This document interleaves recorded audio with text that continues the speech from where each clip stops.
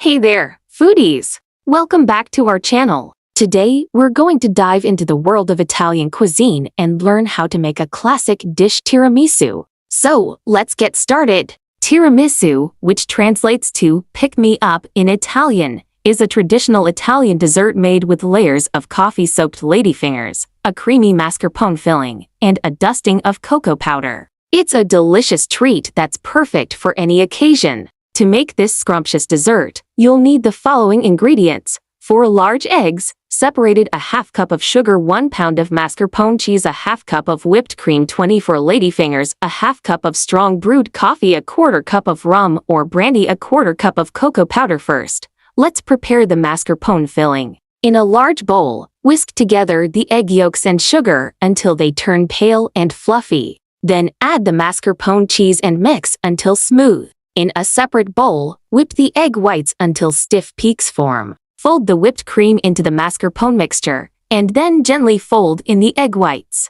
Now, let's assemble the tiramisu. In a shallow dish, combine the coffee and rum or brandy. Dip half of the ladyfingers into the coffee mixture and arrange them in a single layer in a 9x13-inch baking dish. Spread half of the mascarpone filling over the ladyfingers. Repeat the process with the remaining ladyfingers and mascarpone filling. Cover the dish with plastic wrap and refrigerate for at least 4 hours, or overnight. Before serving, dust the top of the tiramisu with cocoa powder. And there you have it, a delicious tiramisu that you can make at home. This dessert is perfect for any special occasion, or just because you're craving something sweet.